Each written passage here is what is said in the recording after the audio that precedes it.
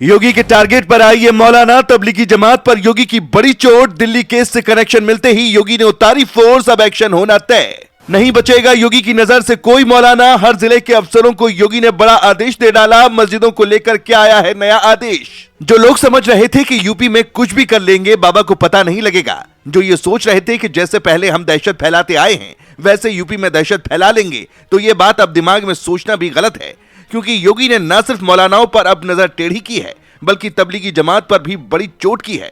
खबर है कि दिल्ली केस से तार जोड़ते हुए अब योगी ने सूबे के सभी अफसरों को बड़ा आदेश दिया है और ये साफ कहा गया है कि हर मस्जिद में आने जाने वाले तबलीगी जमात से जुड़े लोगों पर नजर रखी जाए।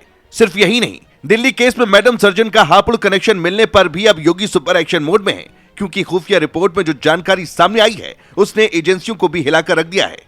दरअसल जैसे ही दिल्ली केस कनेक्शन में यूपी के कई जिलों के मौलाना और जमात से जुड़े लोगों का नाम सामने आया, तो योगी खुद एक्शन मोड में आए और बड़ा आदेश देकर पूरे सिस्टम में हलचल मचा दी। यही वजह है कि अब कहा जा रहा है कि योगी की नजर से बच पाना किसी भी मौलाना के लिए आसान नहीं होगा, क्योंकि इस बार प्रशासनिक हंटर सीधा जमात की गतिविधियों पर चलेगा, चाहे वो मस्जिदों में पनाह देना हो या मदरसों में गुप्त मीटिंग करनी हो। रिपोर्ट्स की माने तो प्रदेश के हर जिले के एसएसपी और एसपी रोजाना तबलीगी जमात की आवाजाही की रिपोर्ट सुबह 8 बजे तक भेजेंगे। इसमें यह भी दर्ज करना होगा कि कौन सी जमात किस जिले से आई, कितने लोग आए, कितने गए और किस राज्य में जाने वाले हैं। इस आदेश से यह साफ हो गया है कि अब जमात की हर हरकत सीधे पुलिस की निगरानी में होगी। बता दें, जब से दिल्ली केस की साजिश के तार हापुड़, सहारनपुर, हाथरस, बिजनौर, मुरादाबाद, संभल और कानपुर तक मिलने लगे, तो खुफिया एजेंसियां चौकन्नी हो गईं।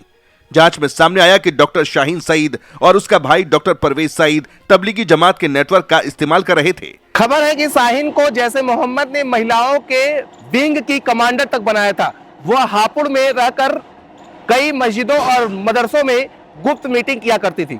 खुफिया रिपोर्ट के मुताबिक साल 2020 और 2023 में शाहीन कई बार हापुड़ पहुंची। परवेज ने उसे पश्चिमी यूपी के दर्जनों मौलाना और जमात प्रमुखों से मिलवाया। फिर अगस्त 2025 में शाहीन लखनऊ तक आई और यहां जमात के सीनियर नेताओं के साथ उसकी मुलाकात कराई गई। इसके बाद यूपी के कई शहरों में जमात की मदद से युवाओं को बहलाने का आरोप लगा।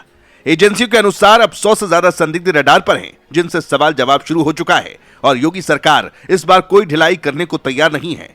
इतना ही नहीं, खुफिया एजेंसियों की रिपोर्ट में यह भी सामने आया कि शाहीन और परवेज ने जमात के नाम पर जिन युवाओं को जोड़ा, उन्हीं में से कुछ ने दिल्ली केस में शामिल अपराधियों को पनाह दी, उन्हें गाड़ियां दिलाई और अलग अलग शहरों में ठहरने का इंतजाम कराया।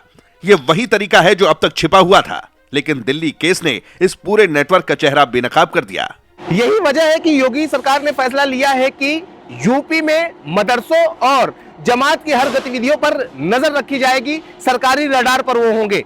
अगर किसी ने संदिग्धों को पनाह दी तो उनके खिलाफ कठोर कार्रवाई की जाएगी।